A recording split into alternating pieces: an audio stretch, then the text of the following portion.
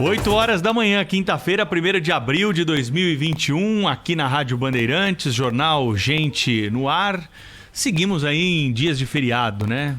Feriado para alguns. Claro que o feriado de amanhã é um feriado nacional, tem uma abrangência muito maior, mas nos últimos dias também tivemos feriado aqui em São Paulo e pouco se notou aí de movimentação pelas ruas do que a gente já estava observando durante a fase emergencial, né? A fase mais restritiva da quarentena aqui no estado de São Paulo, por conta dessa pandemia, esses números aí todos de internados, número de mortos, né? E as tentativas que se tem em todo o país, em todo o mundo, para tentar ultrapassar esse período mais crítico da maneira mais rápida possível. Muitos ouvintes perguntam para nós, e a gente fica se perguntando também, né? Até quando? Até quando teremos essas restrições? Até quando teremos de nos privar de alguns passeios, de alguns programas por conta da pandemia do coronavírus? Não tem outra receita. É vacina e isolamento social. Aliás, quem contraria essa máxima, quem não segue, né, essa recomendação e esse que é o exemplo de sucesso, se é possível falar em sucesso num momento como esse, é o que se tem para hoje, né? E o que a gente observa é que os locais, as localidades maiores e menores que conseguem mais vacina e que conseguem um isolamento social de uma maneira mais drástica, ultrapassam rapidamente o pior momento da pandemia. Ele pode voltar, é a tal da segunda, da terceira onda. Mas o mais importante é ultrapassar o período crítico, aquele período em que beira o colapso do sistema de saúde e agora o funerário também, porque esses corpos todos precisam ser enterrados, né? E em alguns locais nós estamos observando dificuldades já para esse procedimento. É tudo muito triste, né? São números aí que não gostaríamos de trazer.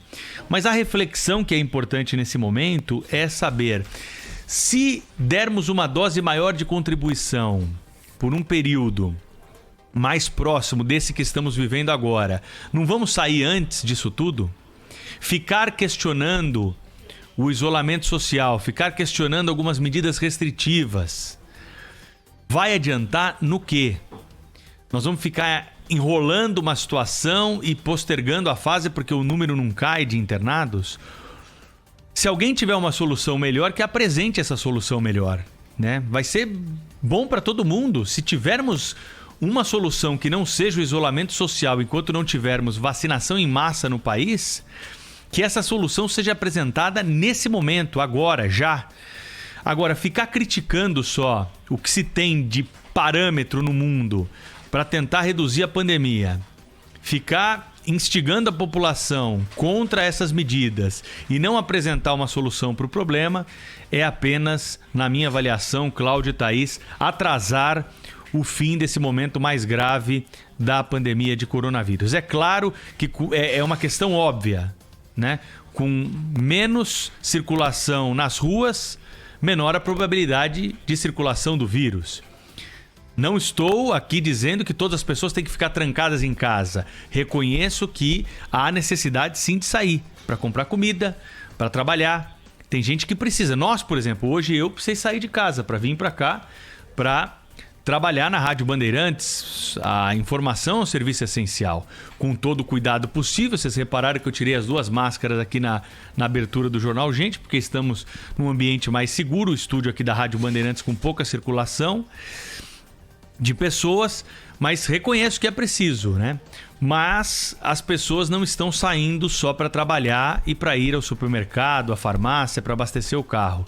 É isso, esse é o momento de relembrarmos a importância da conscientização do momento que estamos vivendo para, repito aqui, ultrapassar logo. Tem comerciante, viu, Thaís, com os quais eu tenho conversado, que, claro, perderam muita renda, estão preocupados com a sobrevivência do seu negócio, mas que já me falaram: Pedro, fala lá na rádio, vamos fechar tudo, uma semana. Né? Claro que é um pensamento e um período aí sem nenhuma comprovação, mas vamos fechar tudo por uns dias.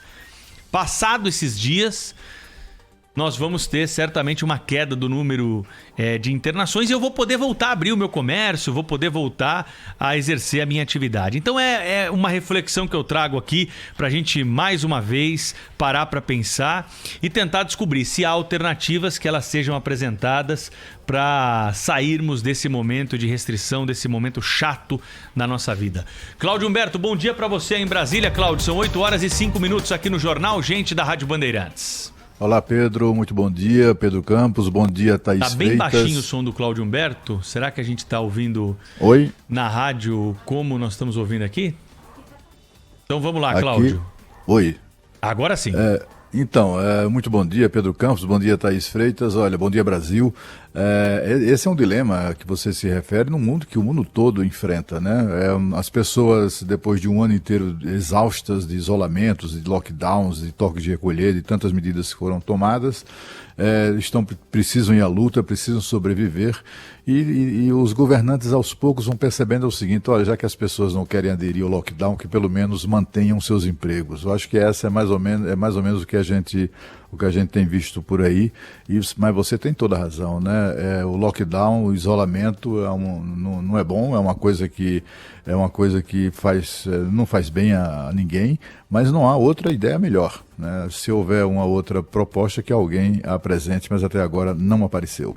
Eu trago aqui hoje como destaque a solução ontem, o mais rápida que foi possível na ótica do governo, da chamada crise militar deflagrada com a demissão do ex-ministro da Defesa, o general Fernando Azevedo e Silva. Foi uma decisão que espantou o país, os meios políticos, inusitada, porque o ministro era considerado dos melhores e mais fortes, né, mais sólidos, mais leais também ao presidente da República, e de repente ele é demitido assim, sem muita explicação. Aliás, sem nenhuma explicação, e é esse o problema, né? O presidente da República continua devendo isso, né? Eu estou até com uma certa expectativa de que hoje, lá na tradicional live das quintas-feiras, o presidente Jair Bolsonaro explique, afinal de contas, o que aconteceu. Aconteceu o quê? O ministro da Defesa, os comandantes militares que também foram substituídos, eles cometeram algum tipo de insubordinação? Eles, foram flagrados armando alguma coisa? Ou não, ou simplesmente o presidente achou por bem dar uma arejada e mudar as pessoas. Alguma explicação tem que ser dada. Não pode, até em respeito à biografia de cada uma dessas pessoas, não só o general Fernando Azevedo e Silva, mas cada um dos comandantes militares substituídos, o Brasil precisa, até o meio militar também precisa de uma explicação cabal. A orientação do presidente ao novo ministro da Defesa, general Braga Neto, foi de resolver essa questão ainda ontem, sem demora, né? Ele não queria passar mais um dia sem acabar com isso. A escolha rápida dos comandantes militares ajudaria muito a serenar os ânimos e também a debelar a crise. E é exatamente isso que se espera que aconteça. E ainda vem a Páscoa, que ajuda muito nisso também, mas o fato é que foi essa a prioridade do general Braga Neto ontem, desde cedo, se reunindo com o alto comando de cada uma das forças e já fazendo com que esses colegiados produzissem aquela lista tríplice para que o presidente e o ministro da Defesa pudessem examinar as opções e aí no meio da tarde bater o martelo pelos novos comandantes militares que foram anunciados em primeira mão, aliás, pela Rádio Bandeirantes ontem no programa Bastidores do Poder. Cláudio Humberto foi certeiro na antecipação dos 3 nomes, hein, Cláudio? O ouvinte aqui ficou sabendo antes. A gente às vezes dá sorte, né? Vai atrás e dá sorte. Foi o caso ontem, né? Eu tive acesso aos nomes dos 3 escolhidos, né? O general Paulo Sérgio para comandar o Exército, o Tenente Brigadeiro Batista Júnior para comandar a Aeronáutica e o Almirante de Esquadra Almir Garnier dos Santos para comandar a Marinha. A escolha, inclusive, desfaz uma série de mal-entendidos, né? E também de fake news, né? Fake news que não são reconhecidas, mas foram fake news. Por exemplo, houve quem fortemente atribuísse a crise militar, com a demissão, incluindo a demissão do ministro da Defesa, uma entrevista do general Paulo Sérgio a um jornal aqui de Brasília, em que ele faz elogios às recomendações da Organização Mundial de Saúde, no sentido de usar máscara, lavar as mãos, e ele dizendo que ele, que foi o responsável, ele era a principal autoridade de saúde do Exército antes de assumir o novo cargo, e ele disse que pediram a ele uma explicação de como o Exército consegue apresentar números tão baixos de infecção e também de mortes por Covid. E ele explicou isso, a gente segue rigorosamente as recomendações, uso de máscara, etc, etc. E muita gente achou que aquilo ali poderia ter supostamente irritado o presidente da República. Tudo mentira, né? Mas ninguém nem sequer tem a gentileza de desmentir, de reconhecer o erro, né? Mas muitas mentiras, muitas suposições, muitas ilações, muitas fantasias foram verbalizadas, foram publicadas, foram espalhadas nas redes sociais, sobretudo. As redes sociais são campeãs nesse campo, né? Sobre essa crise, mas ao fim e ao cabo isso está sendo debelado com a rapidez possível, né? Na definição dos comandantes militares. Eu ouvi uma expressão, inclusive, de um general de 4 estrelas, que estava na lista dos 14, né? O Exército tem uma lista permanente de 14 generais de 4 estrelas e somente um deles pode assumir o comando do Exército. E a avaliação dele, né, é que nas Forças Armadas é assim que funciona, né? Eles têm uma preocupação quase obsessiva dentro do seu papel constitucional, de forças, garantidoras da Constituição, etc., de não se transformarem em fatores de instabilidade. E a solução rápida do problema ajudou a consolidar esse conceito. Estava ouvindo você, Cláudio, pensando aqui o seguinte: não deve ser fácil ser ministro do governo Bolsonaro, não é? Porque às vezes o protagonismo incomoda, às vezes a fofocaiada, não é assim que se fala? Também que acontece em todo lugar tem isso, né, gente? Vamos combinar o seguinte: em empresa é assim, em governo é assim, independente deles, mas depende muito do perfil também de quem lidera, não é? Se a pessoa potencializa, se dá mais ouvido a esse tipo de coisa, se segue em frente e coloca panos quentes. Me parece, e aí, Cláudio, me corrija se eu estiver errada, mas que o grau de instabilidade no Ministério de Jair Bolsonaro, para quem é ministro, é maior do que outras gestões, porque o nível também ali de gente interferindo, um falando mal do outro, é mais alto ou mais absorvido pelo presidente da República. Você vê a diferença nisso, Cláudio, em relação a outras gestões? Não, eu acho que o presidente Bolsonaro, ele é um pouco mais impaciente, digamos assim, do que seus antecessores, né? Ele não é muito tolerante com essa fofocalhada que você se refere que existe, mas existe em todo governo, né? Todo governo tem tem níveis insuportáveis de fofoca, né? Ele é mais impaciente. Ao menor sinal de desconforto na relação com o ministro, ele já demite. Então, assim, qual é a lógica disso? Ele tem 4 anos de mandato, tem que agir rápido, senão o mandato dele pode ser comprometido e tal. É a avaliação que ele faz, né? Mas de fato, emprego de ministro no governo Bolsonaro é precaríssimo, né? É de alta rotatividade. Olha, eu queria destacar hoje o que foi dito pelo presidente da Câmara dos Deputados sobre compra de vacinas pela iniciativa privada. O deputado Arthur Lira ontem falou a respeito de um novo projeto que é uma versão diferente daquele que foi recém-aprovado agora. Foi aprovado em março um projeto que permite à iniciativa privada que traga e importe vacinas e faça a aplicação dessas vacinas nos seus funcionários.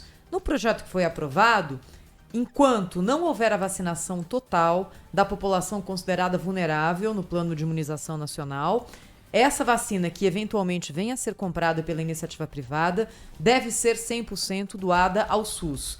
Quando já terminar essa fase de vacinação, com a população vulnerável tendo sido imunizada completamente, primeira e segunda doses, a iniciativa privada pode comprar 50% pode comprar doses importadas de vacina, doando 50% ao SUS e aplicando o restante nos seus funcionários. Há um projeto novo agora em tramitação na Câmara que tem o apoio do presidente da Casa, Arthur Lira, e a defesa que ele faz desse projeto é essa aqui.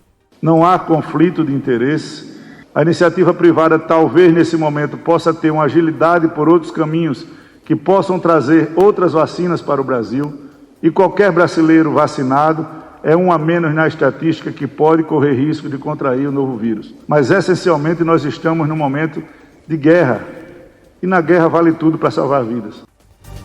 Bem, por enquanto, essa polêmica, entre aspas, me parece ser uma falsa polêmica. Por quê? Porque nenhum laboratório em nenhum lugar do mundo está negociando diretamente com associações de empresários, com iniciativa privada, com entes que não sejam os governos federais de cada país. Então, neste momento, não adianta você chegar e bater na porta da Pfizer, da Moderna, da BioNTech, seja lá de quem for, e falar, olha, eu sou o representante aqui da Fiesp, da Fierj, Não adianta, isso não vai acontecer. Então é uma discussão que nesse momento aqui não cabe, pelo motivo óbvio de que existe mais demanda pela vacina do que a vacina em si. Aliás, ontem o Ministério da Saúde refez o planejamento de doses que serão entregues durante o mês de abril. E nesse momento aqui, o que nós temos, sem a vacina indiana, que ontem foi barrada pela Anvisa, e com a menor perspectiva de produção, especialmente da Fiocruz. E olha, a Fiocruz, gente, temos que torcer aqui e acender as nossas velhinhas para que a Fiocruz ache o caminho da produção em massa dessa vacina. Porque do Butantan já está saindo o que pode, da Fiocruz ainda não. E é com esses dois institutos que a gente vai conseguir fazer com que a vacinação avance num ritmo mais rápido, enquanto não houver venda de vacina importada para o país. Por enquanto não teve nada, 2 milhões de doses importadas da AstraZeneca e só, o resto veio daqui, 8 em cada 10 doses do Instituto Butantan. Mas fechando esse parênteses, nesse momento a polêmica sobre compra de vacinas pela iniciativa privada não existe, porque a possibilidade ainda não é real. Quando for real, me parece que essa é uma discussão que a gente vai ter que travar. É uma discussão difícil porque ela tem ali fronteiras éticas, mas também tem bons argumentos em direção à possibilidade de compra daqueles que têm dinheiro. Porque uma empresa que hoje pode pagar não pode ajudar a desonerar o gasto que existe no SUS. Porque um indivíduo que pode pagar não pode fazer isso. Nesse momento aqui a discussão não cabe, nem existe, porque a vacina não existe. Num segundo momento, quando a vacina for mais abundante, a gente já enxerga, mas por exemplo, é melhor no já horizonte deixar, dos Thaís. Estados Unidos... Não é melhor Pedro? já aprovar isso aí? Se a empresa conseguir, por algum tipo de Acho que caminho sim. mais curto, já tem. Hoje em dia a empresa não pode fazer isso, né? Então tem essa trava. Mas já houve uma aprovação, não é? Daquele projeto dos 50%. E esse outro tem regras ali mais elásticas, digamos. Isso. E não faz essa reserva de 50% para o SUS. Que é muito, né? 50% Eu acho, é metade, né? eu acho que a proposta é inócua porque não tem vacina, né? Não tem sequer, não há vacina estocada, disponível, né? Não há produção dando sopa ali, tem essa produção aqui para novembro, tá afim? Não tem isso, né? Não há vacina nem condição de comprar, nem pelos próprios governos. E como a Thaís lembrou, os laboratórios, há uma concertação internacional no sentido de que os produtores de vacina só vendem a governos, né? Pelo menos por enquanto é esse o conceito. Agora é bom que exista essa possibilidade. Cláudio, é bom que não haja impedimento legal. Porque na hora que abrir, nós vamos ter que aprovar, ter que esperar o Congresso aprovar, e aí pronto, aí todas as empresas dos outros países que já estão com o dinheiro em conta lá para fazer esse aporte, né, o pagamento e receber vacina, nós vamos estar discutindo aqui. Então a discussão prévia sempre é importante, né? E se alguém conseguir, se algum grupo aí importante, econômico, tiver algum contato e conseguir a compra dessas vacinas, já está o trâmite feito. A discussão ética que tem que ser feita tem que ser travada agora, na minha opinião, né? Se é ético, se não é, se é viável ou não. Eu acredito que é, porque se você traz vacina para cá, você está liberando vaga no SUS também, né? Um grande setor que reúna empresários que têm dinheiro, que possam trazer vacina para vacinar os seus funcionários, ainda que a doação seja numa pequena quantidade para o SUS, você está liberando vacinas que o SUS vai ter que comprar depois lá na frente, né? Então... Agora, eu acho que tem outra questão, que é o Congresso, sobretudo o Senado Federal, que é o órgão fiscalizador e até reformulador de decisões das agências reguladoras, que o Senado acompanhe mais de perto essas decisões da Anvisa. A gente não se cansa de elogiar aqui o rigor da Anvisa, o cuidado dos seus técnicos, a qualificação deles, etc. Mas depois da aprovação da nova lei, que deu à Anvisa, que impõe à Anvisa um prazo de 7 dias para se pronunciar sobre vacinas, muita coisa mudou ali na agência reguladora. A Anvisa baixou uma resolução regulamentando a lei, essa nova lei, e a resolução na prática neutraliza a lei, coloca nas mãos da Anvisa, inclusive, a definição do prazo. A Anvisa tem a prerrogativa que se deu de simplesmente interromper a contagem do prazo de 7 dias. Então, continua tudo como estava, né? E ontem, na decisão da Anvisa, barrando a importação de 20 milhões de doses dessa vacina indiana chamada Covaxin, isso me fez lembrar a declaração aqui no Jornal Urgente, sábado passado, do líder do governo na Câmara, o deputado Ricardo Barros, que foi ministro da Saúde, né? Ele criticou o que ele chamou de preciosismo da Anvisa. A Anvisa parece muito empenhada em se transformar numa espécie de referência internacional, em referência internacional de qualidade, de exigência, etc. e tal, com esse tipo de preciosismo, e vai descartando vacinas.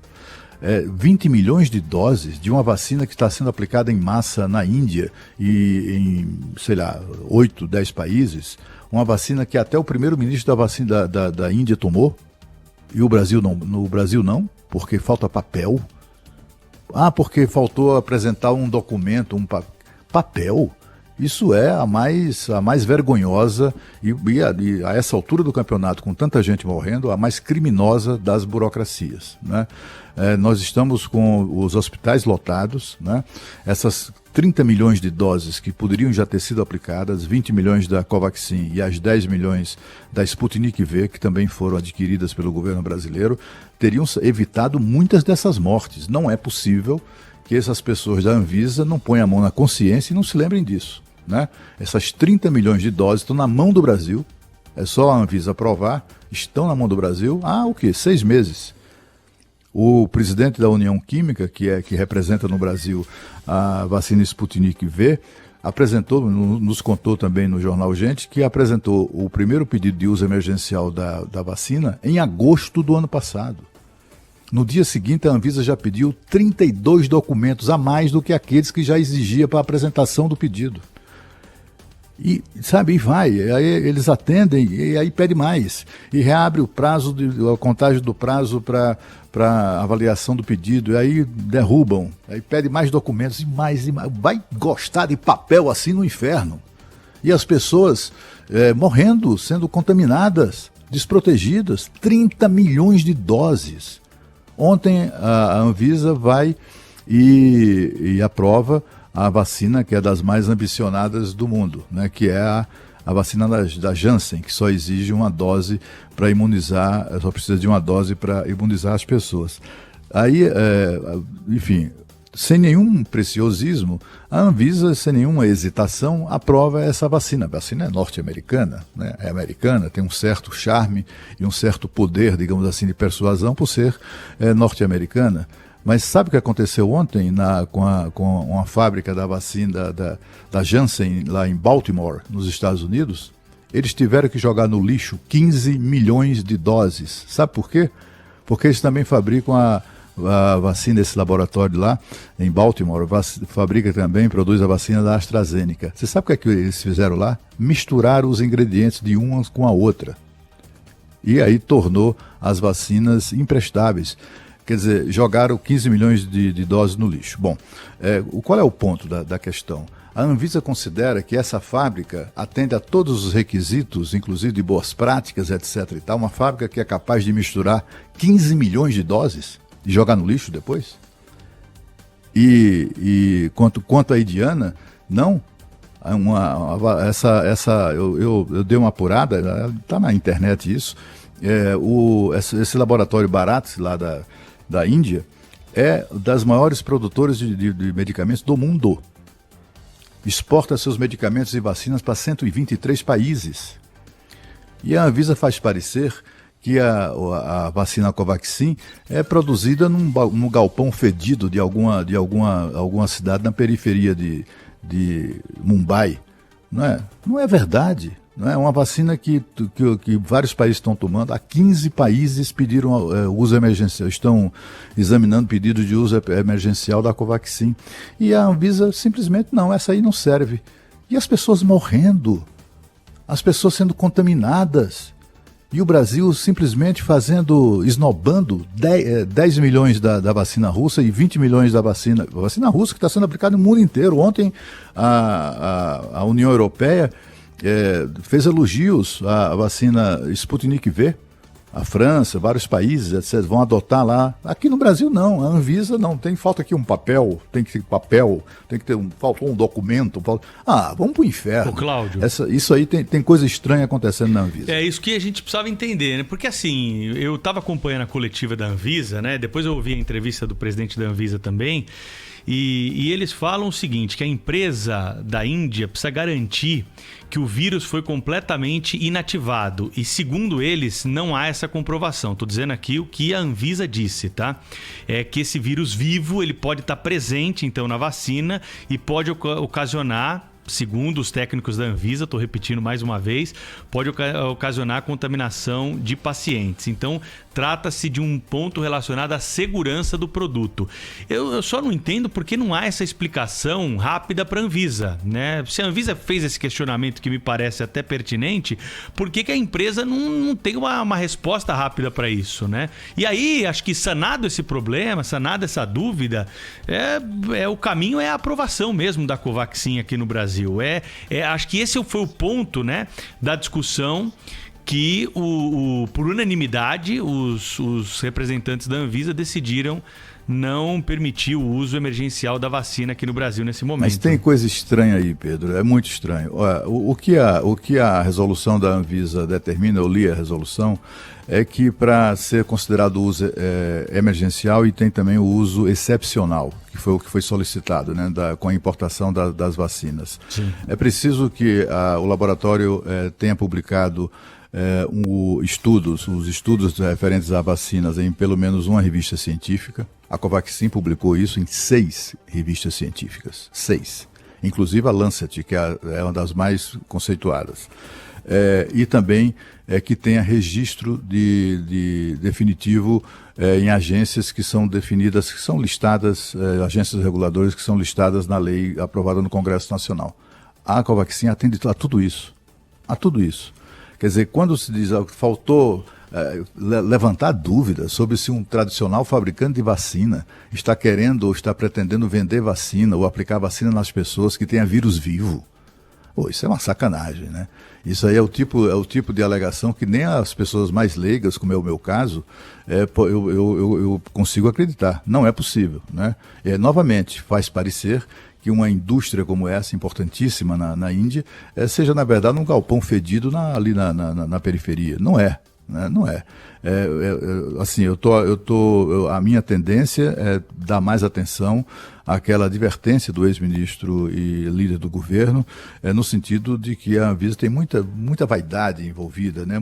São todos muito arrogantes, né? Todos muito pousudos e simplesmente ao ponto de esnobar 30 milhões de doses de vacina contra a Covid. 8h28, no jornal Gente da Rádio Bandeirantes. Você também nos acompanha no youtube.com/Rádio Bandeirantes Oficial. E se quiser falar conosco, por favor, né, manda sua mensagem com o seu nome e o lugar de onde você está falando aqui por esse WhatsApp. 11 999 048756.